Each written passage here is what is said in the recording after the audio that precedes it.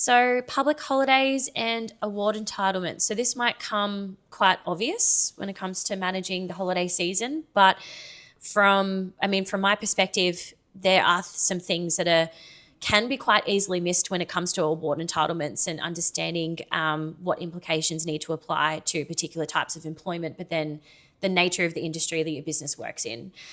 So it's always good to prepare well in advance. Obviously, we're on the 10th of December. So we might be a little bit too late in terms of preparing for particular types of leave, depending on what steps you've already taken. But it's always good to, first of all, understand what award your business is covered by, but then each role.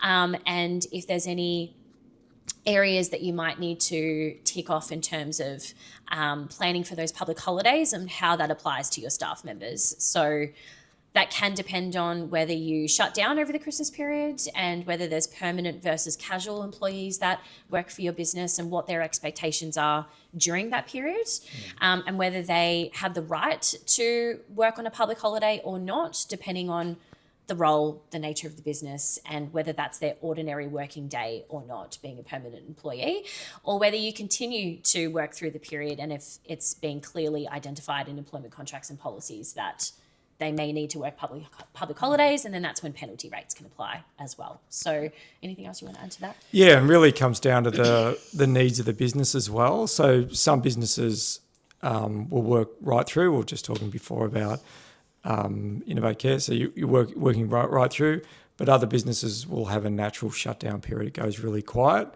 So it makes sense for people not to work or to take leave during those times. Yeah. But then there's provision made for that within employment contracts and policies, and you just need to be aware of that and build that in so that expectation's really clear. Yeah, absolutely. Yeah. And just understanding those pay entitlements for those particular people as well, and planning in advance for that. But even when it comes down to the rostering and planning for annual leave, which I believe is on the next slide, just understanding that, if your business does operate through that period, having enough people on the roster to support or having enough coverage and communicating that out to the team well in advance, and planning for that. And then, also planning ahead of communicating when it's expected that they'll need to return to work, business as usual, depending on the nature of the business as well. Yeah. Were there any questions around public holidays and the connection to the award? If so, please just put them in the chat, and we can come back to them. Yeah. Maybe we push on to the next slide. Yeah, absolutely. Paul, if you want to go next. Awesome. Annual leave planning. Did you want to talk or do you want me to? No, you go. Okay. So annual leave planning. So I just touched on this before. So again, it really does depend on what the business expectations are during this Christmas period. What is the nature of the business, the nature of the roles, the expectation of the business as well, and the work that is performed. But again, understanding annual leave entitlements under the NES, but then the next step of that is the award requirements as well. So the NES will always be your base. If people within your business is covered by an award, always go by the award on top of the NES and what those minimum requirements are for their entitlements. The accrual of leave during that period as well, how that's going to apply, leave requests and responding to those leave requests as well, ensuring that they are reasonable during those periods, and understanding, what has been communicated to them prior to the annual leave, again, shut down, or if there's a period where you need to work during that time, again, nature of the business. And yes, again, planning around public holidays and shutdowns and what that direction should look like. So there are a lot of businesses that don't need to run during this period because it is the quietest time of year, and we're in a similar business like that as well.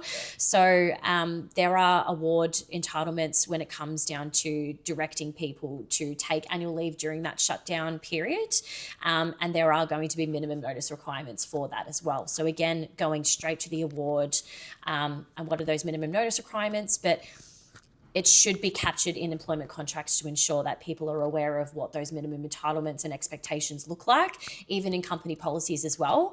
So when it comes to those periods, they're aware that they may need to ensure that they've got enough annual leave accrued for that time. If they don't, it may be expected that they need to take unpaid annual leave, unless there's a mutual agreement between the employer and the employee as well. So there's a lot of things to consider. And again, it's going to come down to the nature of the business. And then the last part of that is blackout period. So we've got a few businesses that are retail organisations. And of course, during this period is actually the busiest time of year for them. So if it's expected that you may not want a lot of annual leave to be taken during this time, that blackout period needs to be communicated again in employment contracts, and then even in company policies as well, and setting really clear dates of when it can be really difficult to apply for annual leave, and that it'll be considered on a case-by-case basis depending on the request. And again, it needs to be reasonable, but it's all about communicating in advance as well. Absolutely. Yeah, that's all great info. Other things to keep in mind as well, annual leave is agreed leave, so you can't force people to take annual leave. It's mutually agreed, so there has to be a negotiation and communication, and ideally some good planning as well. So having things like leave calendars and people communicating in advance just makes the whole thing click over. Yeah. The other one, particularly for employers, is to keep in mind the aspect of the accrual of leave. People can accrue a ton of annual leave, and they might not take it. They might just take the public holidays. They might take time in lieu, and it would be worth going into payroll and sort of checking to see how many people have like a chunk of annual leave that they haven't taken, because that becomes a cost for the business every year, and it basically goes up every time someone gets a pay rise as well. Yeah, that's a really good point. It tips over to that excessive leave accruals. Yeah. So normally, again, it's always good to go back to the awards, but in most awards, the minimum period of annual leave to become excessive is if they've accrued at least 8 weeks. And then that's when there can be a conversation where you are directing and mutually agreeing for the person to start taking leave. Otherwise, it's not really sustainable for the employer for this leave to just continue to accrue. But also in saying that as well, it's also why it's really important to communicate any shutdown periods in advance, because unpaid leave is not an entitlement. So if people have their annual leave accrued, and you've got a business shutdown period and it's been communicated and the expectations are really clear, that annual leave entitlement needs to be taken during that time. Yeah. It can't just be, I just want to continue to save it because I want to go on a 4-week holiday next year. That's not very fair. And people will, they kind of they hoard annual leave, and having and when it gets to 8 weeks is a good amount of leave, is a reasonable amount of leave to have in the bank. And then you've kind of got your 4 weeks that you're planning, but then there's a conversation of, okay, when are you going to take that leave? Yeah. So as long as there's a plan in place and we're aware of it, but the simple thing is, like anything, awareness is the key, and getting a report from payroll of what is the leave, what is the current state of play in terms of leave balances would be a really sensible thing to do, and then work on reducing that down over time, because people really need to be taking leave from a recovery point of view anyway. Absolutely. They've had a big year, take your leave. That's what it's designed for. Exactly. Don't just hoard it. Just go and take it. When it comes to mutually agreeing to any excessive leave, there's minimum notice requirements for that as well, for when they should be directed to take it. And again, it's all under the awards, and every award can be different slightly. But those are the generic, facts and go-tos when it comes to excessive leave. There's a lot about annual leave. Are there any questions specifically around that people have? I'm happy to jump into them. Paul, was there any chat prompts or questions that came through? There was a question. I thought I saw a chat come up. I did see one come up yes, too. From Christy Creeper. Awesome. Do you want me to read that out? Yes, please. Yeah. Just a quick question on blackout periods. If this is something we would like to implement, is this an amendment to current employment contracts over policy creations? It really depends on the nature of the business. Yeah, it depends on what awards are covered by the business, Christy, and then having a look into that first. But it's always, in my opinion, it's always best to have blackout periods or shutdown provisions within the employment contracts for the individuals, so they understand what their expectations are and what they're agreeing to as part of their employment, because it does support the nature of having to accrue annual leave during that time, or if there's, again, blackout periods, the expectation of not being able to may not be able to take annual leave during that time because of the nature of the business as well. Yeah, But yes, employment contracts. And it's got to have some logic to it. So construction businesses, for example, they all disappear in January. So a lot of trade, construction will disappear. And it makes sense that there is a natural shutdown period. But for retail, it's their busiest time of year. Yeah. So it really depends on that. And then underneath all that, what's the award saying? What are the employment contracts saying? What are the policies around it all? Yeah. Hopefully that helps, but I'll probably go down to stick to the basics of it. What are the needs to deliver to the services that are provided to the customers? Yeah. And then how do we work around that to make sure that people are getting, the right notice and all that sort of stuff? Yeah, absolutely. But yeah, as a rule, employment contracts first, and then absolutely it can be communicated in policies too. But I wouldn't do policies and not employment contracts. I'd always do employment contracts as a priority. Yeah. Yeah. Beautiful. Any other questions? Otherwise, we can move on to the next slide. That's the only question. Did anyone respond to the chat prompt at the beginning, Paul? Or otherwise we can move on. Oh, we'll just move on. Okay, beautiful. If you want to put the slide back up to the next page, that would be great. Okay, beautiful. Do you want to talk about? You can go. I'll do the next one. Okay. So payroll and shutdown. Again, this might seem quite obvious, but when you're preparing for annual leave, when you're preparing for public holidays and award entitlements, you need to ensure that payroll is effectively meeting those requirements when paying people during this period. So there can be lots of changes depending on people taking leave. Does that mean that leave loading needs to apply during those periods as well? Or is it already encompassed within their remuneration? So ensuring that those additional requirements may need to be adjusted during payroll. But even simple things like penalties over public holidays, if that's what's required for people during that period, depending on the nature of the business and the award. So ensuring that your payroll is effectively supporting those communications, those expectations that you've agreed on with individuals, and there might be individual agreements, or it might just be a flat, whatever's being communicated to the business applies to everybody, and it's just going to depend on award, nature of the business, and what has been mutually agreed with individuals. And if there are shutdown periods, for example, communicating to employees in advance if their pay cycle is going to change during that period because the business isn't operating. So that needs to be reasonable as well. I probably wouldn't push it too far out of expectations. That's not the ordinary. I think the maximum amount of time where pays need to be processed is at least a month. Maximum is a month, otherwise fortnightly or weekly. But again, communicating those changes in advance if there are any changes to apply. And everything else of it that we've got on that slide just supports everything that we've already discussed as well. But predominantly just ensuring payroll is effective and it corresponds with all of it. Yeah, and practically people kind of want to have pay resolved before Christmas as well. So if it does fall around the Christmas period, it's probably better to resolve payroll earlier rather than later. So that people know that particularly if they're going away on leave, they've got all their money resolved, because sometimes it just during the Christmas period, payroll can fall on sort of awkward timing as well.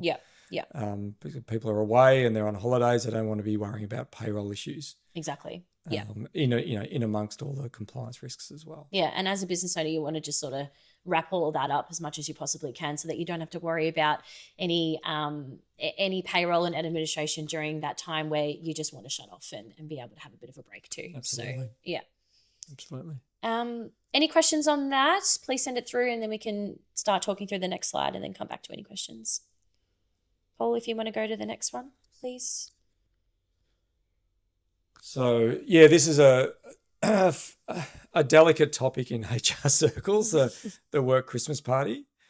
Probably at a really high level, it's a balance between people connecting, celebrating, enjoying the time, like celebrating the end of the year and the achievements for the end of the year. But there's also the other aspect of it is people are in party mode.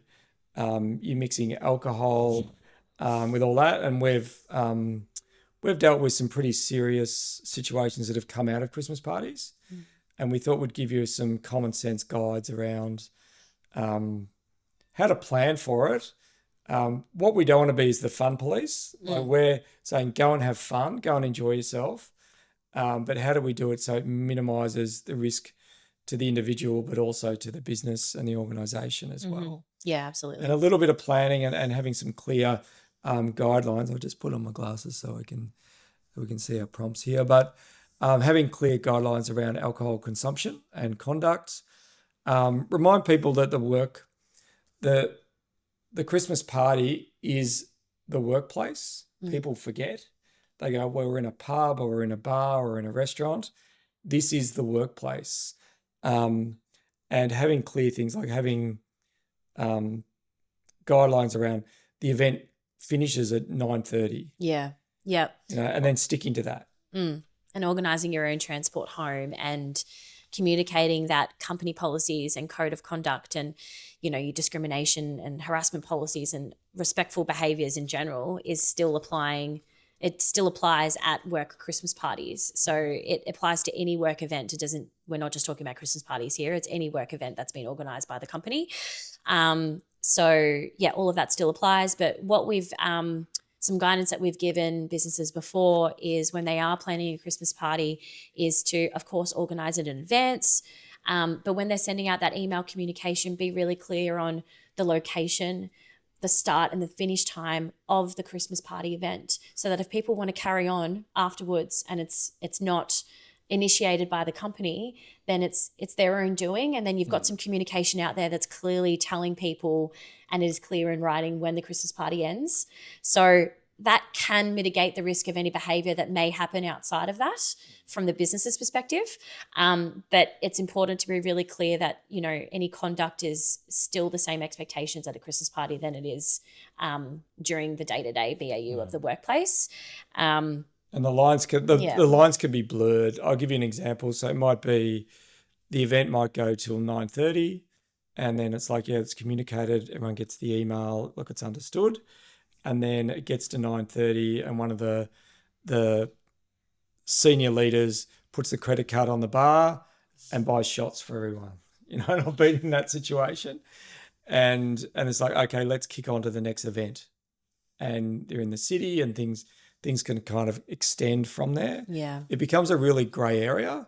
And I probably the most practical advice would be keep in mind people are at a workplace. But if they want to have fun outside of that, do that the next weekend. Go and enjoy yourself. Go and do whatever you need to do. But try and disconnect it from your workplace activities. Like, I'd be curious, prior to working with your HR, you worked in hospitality, kind of servicing work events. Yeah. I'd be curious about your experiences with. Yeah, it was interesting. So, where I worked across lots of different venues, we hosted a lot of Christmas functions, and the main, I guess, industries were lawyers, bankers, accountants. The least expected industries and roles and businesses that you'd think would go absolutely wild, and they do. And it's absolutely crazy. So coming at it from that end and seeing from that perspective of how people can just let their hair down and go absolutely wild, to now coming into this role and having to manage the aftermath of that is crazy. It really, really is. So yeah, and just being able to visually see it as well, and then having to now be at the other end and manage when all those situations come up afterwards, and how that implicate people's employment is just crazy. So yeah, people really do let their hair down. I wouldn't, But go and have fun though. Go and have fun. Just don't be stupid. Don't be stupid. Like, that's your HR policy. Have fun, but don't be stupid. Yeah. It really is, and it's role modeling from the leaders. I think the leaders really need to take ownership, and it's the way that they're setting the tone on what's okay and what's not okay. Yeah. But and I've personally dealt with situations that have been life-changing and career-changing in a negative way for really, professional, capable, good people that make bad decisions in those situations. Yeah. And it's a busy time. We're actually at the Connecting HR Network meeting yesterday, and this topic comes up because it comes up with a lot of HR people. It's kind of like we sort of are cautious around it. Like even we get invited to client events, and we're always like, "Oh, HR here is the fun police is here." Yeah. But it's not that reality with us particularly. Yeah. But it's being able to navigate the fun whilst being able to behave in line with your values and the way that you would normally behave. I don't know how else to say it. I think don't do dumb stuff. Yeah, It's exactly. kind of like yeah. but kind of mixing alcohol with, and interesting you say about different professions. So it's almost like those professions are really tightly wound, and then they unwind at the end of the year. It's like something in their brains going, "Oh, boss is shouting. Cool. Let's just, let's just let our hair down." So yes, plan as much as you can. Obviously, you can never control anybody's behavior completely, but as long as you're preparing and communicating what the expectations are and setting a good example during that period as well, I think is really important. I've seen employers that will communicate all of this in advance, and then all of a sudden it comes to the Christmas party and they're setting an example for people to get wild. So obviously that's exactly what's happening. So, be a role model like you would every other day. And like you said, Steve, if you want to let your hair down, do it in your own personal time. Go nuts. Yeah. Yeah. For sure. Yeah. So any specific questions or comments around Christmas parties that we haven't sort of covered? I'm happy to dig into any questions that people might have. Anything that came through, Paul, or we? Nothing as yet on that. I'd be interested to know if anyone has any safe stories they'd like to share, maybe things that have gone wrong in those parties. You can put those in the chat as well. Keeping it generic, of course. Yes, Keep it very, very generic. One thing I could say, is the bus from the event. People think, it's really, really, it's a really sensible idea. Let's get a bus from the event where the event's occurring. That bus on the way back is still part of the workplace. And people forget that. And I've had situations come out of that people have absolutely regretted and been some pretty poor behavior and stuff like that. So, it's hard to give, like HR people like to come up with rules and don't do this or do this. It's making decisions in the moment, and role modeling, I think, is the key. Yeah. But if there's no other questions, we can move on to the next point. Something else to consider is people's performance during this time. So one area of that is probationary periods during employment contracts if you are shutting down the business for a substantial amount of time. So preparing any communications or meetings that you need to have directly with your employee before the shutdown period, just in case probation does end during that time. And look, if it's not looking good, obviously you should be doing it well in advance before the shutdown period. But if someone is going to pass their probation during that period and any expectations need to be communicated, do it in advance before the shutdown period. But then on the flip side of that, if unfortunately you're going through a performance management process with someone during that process, what are the expectations going to be if you are shutting down the business, and ensuring that you're being reasonable and extending any expectations of goals and improvements that they need to make, because they won't have an opportunity to improve during that time where the business is shutting down. So that's another expectation, I guess, that's really good to consider as well. Yeah, and it's often a dilemma. So if there are some,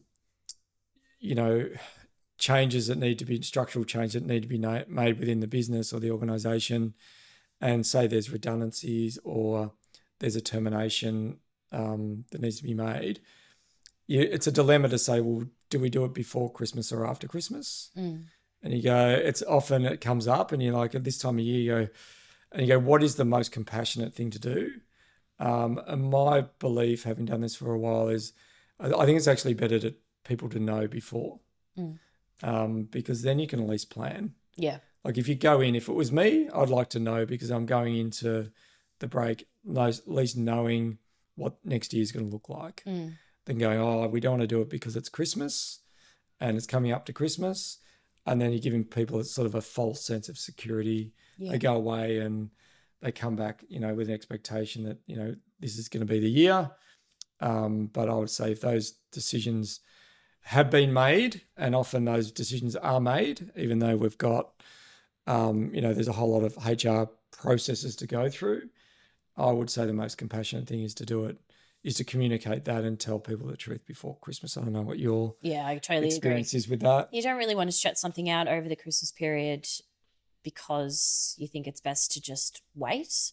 I would want to know beforehand if there's any changes are going to be made, any expectations, so that you can start the new year knowing what is expected of you rather than starting fresh and thinking everything is all gravy and then all of a sudden you just get hit in the head. Yeah, and it's not the best way to start a new year after having a bit of a break to rest and reset. So, yeah, just be really transparent and choose the right timing and be cautious and reasonable of the timing as well. Yeah, and often people will reflect this time of year. It's like once the party's held and you get that time over Christmas, New Year's, you have a few weeks to actually reset. People will make a decision about what their plan will be for the next year as well. And often it's a time when people they come back in January and they'll resign or they'll look for another job. Yeah. New Year's resolution. They'll go, because almost your emotional system gets a break, and then that's that. And then there's an anticipation that gets built. If they're not enjoying their work, there'll be like a negative anticipation going, oh, I've got to go back to that next year. I just can't do that. Yeah. Which will then get them on Seek and they'll start looking for other roles. And just be aware of that. So there's a bit of both. There's a bit of the employer making decisions around sort of next year, but also at the employee level, and have those conversations. So with people, don't leave things hanging because people are going off and sort of stewing on stuff for a few weeks. I'd be having the conversations this side of Christmas and make sure there's nothing unsaid or unspoken with the team. I think it's always good, but I think it just amplifies it this time of year. Like they're all good things to do anyway, but it kind of amplifies it this time of year because people are in a more of a reflective mood. Yeah, exactly. And you touched on, you mentioned recruitment before, which actually sparked some ideas in my brain. So it just depends on the nature of the business, but if the business or yourselves within your roles requires to recruit new employees during this time, it can actually be quite difficult. And from our experience, even the lead up to Christmas during October, November, and again, it just depends on the nature of the business. But as you said, a lot of people use the Christmas period to reflect and maybe they do want some changes in their life.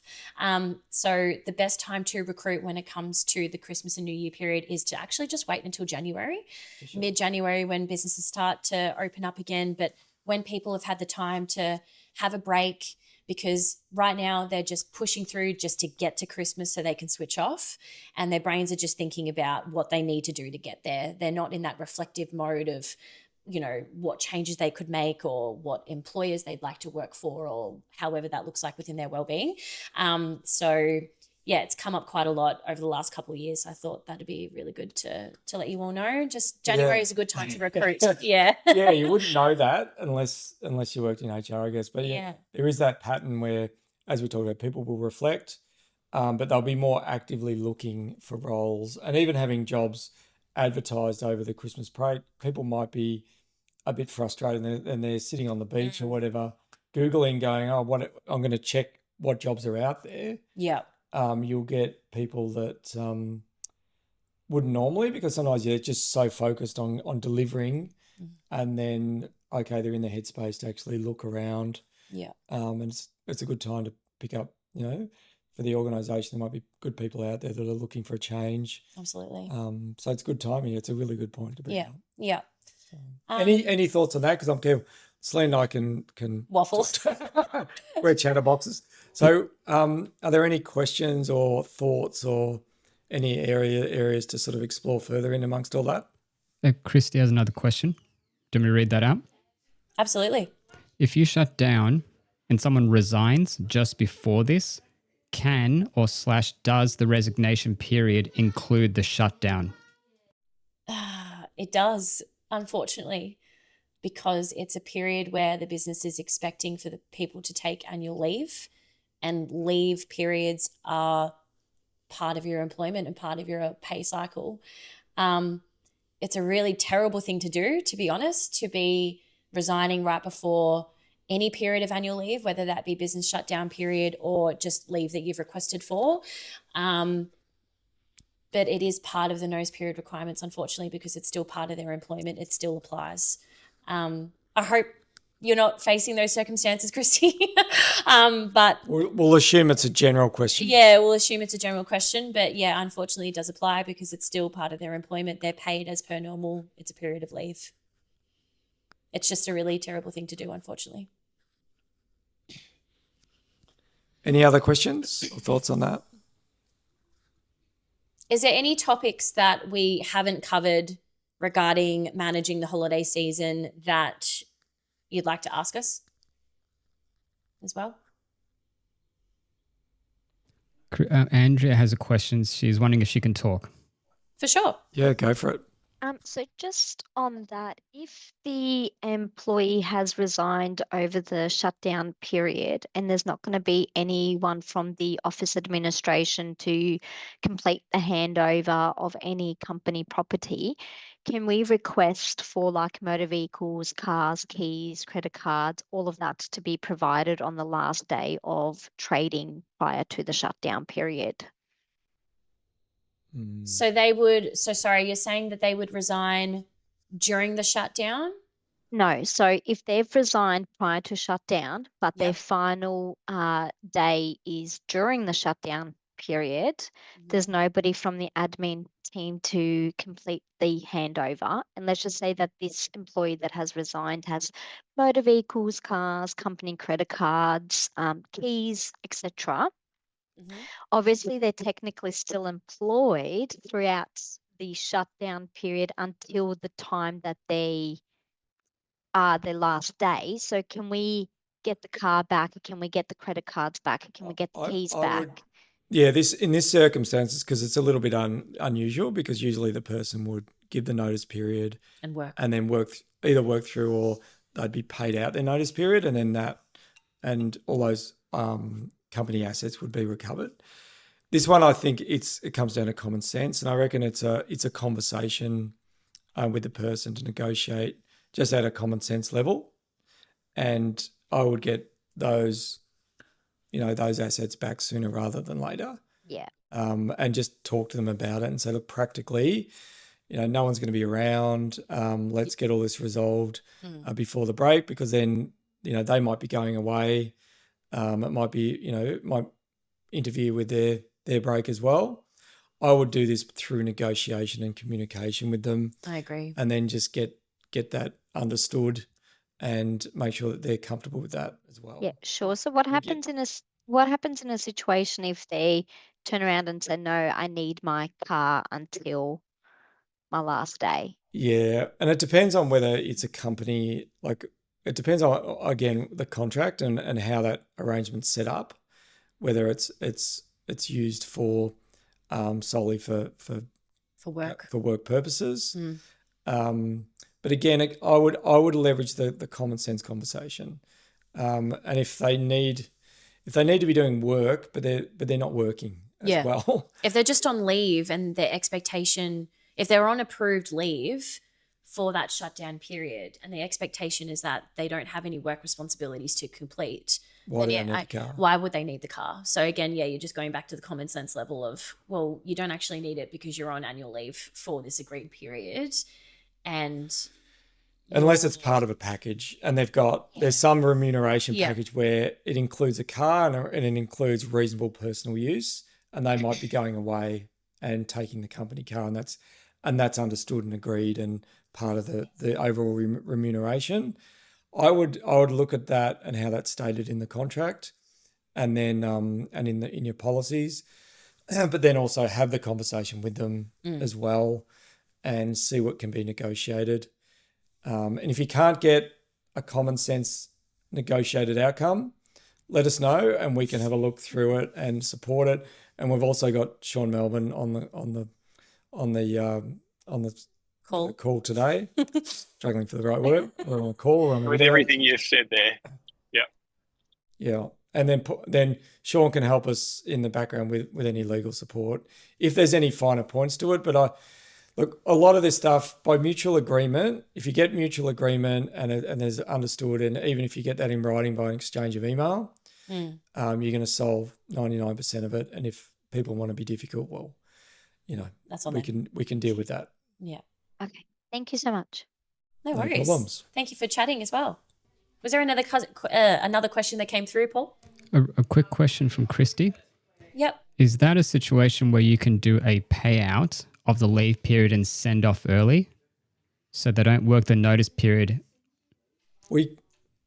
Absolutely. You can if somebody gives, so if you take the Christmas period out of it, if somebody gives notice, the employer always has the right to pay out the notice period. Yeah, instead of work out the notice period, as long as they're receiving their minimum entitlements under the under their employment contract, for whatever those notice period requirements look like. So paying out in lieu versus working it out is the same thing. It's just bumping up the process versus waiting until the pay cycles are complete to then end the employment. Yeah, and then pay out all of their entitlements. So whatever, obviously sick or carers leave, personal leave isn't covered, but pay out annual leave, any long service leave, all that is part of it, but pay out their notice period. But again, a lot of it's communication. Talk to them about it. This is the understanding. We shut down during this period. What we're going to do is pay out the notice period and pay out the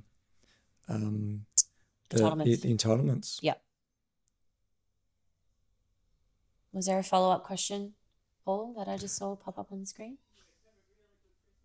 I think it's just agreeing with what you've just said there. So Christy makes sense. There is a larger comment from Alyssa Ven, who's had to leave. I think just saying that I like the idea of clear communication before the end of the year of final decisions too.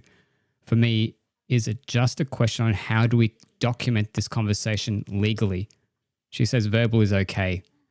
Do we immediately follow with the written communication? What's that in relation to? Sorry, could you read that again? Sorry. I'll try to get that. So she says, I like the idea of clear communication before the end of the year of final decisions too. So she wants to know whether we need to document conversations for legal purposes or verbal is okay. Oh, if no, there's I understand change, that. Yes. So if somebody's not working out, right, oh, yeah, absolutely. So that fits into, so there could be a couple of scenarios. It could be somebody not meeting their probationary period, or the qualifying period, technically under the Fair Work Act. But it could be like a performance-based termination, or it could be a redundancy. All of those things need to have clear, well-documented and well-communicated strategies in place, regardless of the holiday season. So it's just a timing thing. Yeah. But I think what she's saying, she agrees that it is more compassionate to resolve any people-related issues this side of Christmas. And definitely document it and save it for sure. And save it and do everything you would normally do, and kind of wrap it up. Yeah.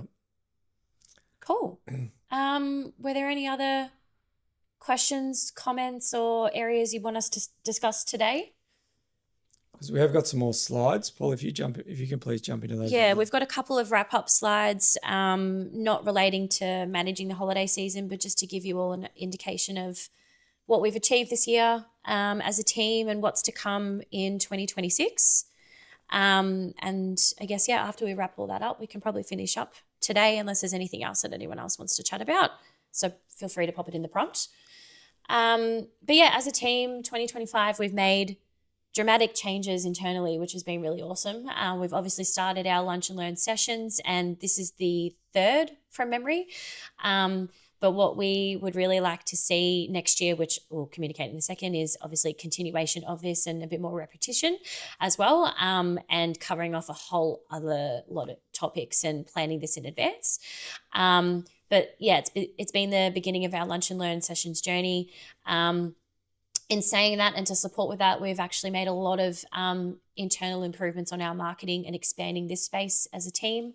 And to support with that, Millie is on the call, who is also part of the team now and supporting this space. If you want to give everyone a wave, awesome. We've expanded as a team as well internally, which has been really exciting. And we've made a lot of improvements on packages that we can, package options for clients and businesses and what we can offer as support. We've expanded on our client base and types of industries as well, which has been really exciting, and streamlined a whole bunch of internal systems. So we've made a lot of groundhog work this year. It's been crazy, but it's been really good. Which has resulted in us having, it's a bit of a funny situation, but we've now got a waiting list for clients. Yeah. So Yeah. careful what you wish for with this stuff. So Yeah. we're kind of we're not actively taking on any new clients until The new year. Yeah. And what we're not sure whether it'll be Feb at this stage. Yeah. Before we'll look at that. But yeah, which is great for us. We've got Good position to be in. amazing clients we love to work with, and we've got a bit of a waiting list growing as well. Yeah. Which is great. Yeah. Great And position some to be awesome team members as well, as always. But yeah, lots of changes this year, but it's been amazing to see that, we're growing the team, and I'm sure it will continue to grow next year as well with the client base that we've got. Yeah, and it's an absolute credit to the team. Like, we've got an amazing group of humans. Yeah. Yes, you being one of them. And we're very we're in a great place where everyone's very passionate about what they do, and everyone collaborates so well. It's just great to be in this place where we're at. Yeah. So. Paul, do you want to go to the next slide, please? Cool. And then in saying that, in 2026, so we'll continue to build on all of these achievements. So one of those things being the Lunch and Learn sessions. So we're actually going to start planning those in advance. So rather than one in advance at a time, we're going to keep it quite consistent and plan in advance those Lunch and Learn sessions that are upcoming. One of them being managing underperformance. If you were part of our last session, it was actually one of those topic areas that a lot of people wanted to hear from us, and there's a lot that we can talk to in regards to that. But another example is managing misconduct, but we're aiming to have at least 8 next year. So we'll spend some time in January planning when they're going to occur, and what those topics will be, and then communicating that out so that you're aware in advance of which ones you'd like to attend and what dates they'll be held on. So we're also going to start to develop and package up some half/full day workshops across any HR key topics that we can deliver either online or in person. Obviously, depending on where you're located. If you're in Melbourne, great, we can come in person, or if you're online, if you're interstate, it'll need to be online. But there's a couple that we have packaged up before, one of them being respect at work and what that looks like on a human level versus being in a workplace. Continuing on with those packages, but then even thinking about some further ideas of what we can package up to deliver to businesses that doesn't have to interact with any current arrangement that they may have already with us. It could just be a facilitation session that they want us to come on site and support, depending on what the topic is. So doing those sorts of things. Did you want to add to that before I continue? Yeah, I was just going to add a couple of new initiatives. So we've created the HR for HR walk. So the idea with that is Where to HR, it's really designed for HR people specifically. Where do HR people go when they get stuck? And often they go complain to their partner, or they use alcohol or a range of other strategies. We're often at the end of the line, like we're dealing with a lot of emotion and complexity within workplaces. And where do we go when we kind of get stuck? And that's the idea. So HR for HR people, and we've had our first walk, and we're planning another one next week as well. So if people are interested in that, we basically just do a lap of the tan in Melbourne, and keep it pretty open-ended. Go for a walk, have a coffee afterwards, and we pick particular topics. The other one is the Connecting HR network that's based in Dandenong. So for people who are based out in that area, And it's again, it's all HR people that come together. We had a Christmas lunch yesterday, for example. So there's support within, particularly in Melbourne. So we've got the group in Dandenong, and we're also building the network in the city as well. Yeah. And that's all a lot of planning. There's been a lot of planning and testing of ideas this year to then roll out and sort of amplify this in the new year. Yeah, absolutely. But yeah, otherwise that's all for so far. What's to come for 2026? Who knows what the future will hold? But on behalf of the team, thank you so much for all of your support throughout the whole year. It's been incredible, and even just attending these sessions and having that attendance for us just keeps us motivated to continue. And we love to do these sessions and just to talk and stuff as well. So, and just, open up our pool of clients and who we can connect with, especially with those groups that you've started to form as well, Steve. So thank you. It's been awesome. It's been a really productive year, and looking forward to next year as well. Yeah, absolutely. I would echo all of that, and I appreciate everyone coming along. And we really want to make this as interactive as possible. Yeah. Like next year, we're really looking. So if you have any ideas for topics, let us know, and we can drill down into them. Yeah. And then make this as useful as possible. Because really, you got to think about it's online, it's at lunchtime. There's no expectation to have the camera on. Have the camera off, eat your lunch, it's all that sort of stuff. So we've tried to remove the friction out of it. So it's pretty easy for people to dial in. And we're also recording it. So we're getting better at, thanks to Paul, getting better quality video, and then taking that to another level. So people can't make it, we can just send them the link and they can watch it when it suits them. So yeah, absolutely. we think that's a pretty good model. We're going to test that further next year and see how it goes. But yeah, really appreciate everyone's support and bring it all together. And Paul and Celine and the team. And looking forward to a bigger and brighter 2026. Thank you. Is there any other questions that anyone had before we wrap up? No? All good? Okay, awesome. Well, enjoy the rest of your day, team. I'm sure we'll speak to some of you before Christmas. If not, have a wonderful Christmas and New Year with your loved ones, and looking forward to seeing you next year. Thanks, everyone. Have an awesome day.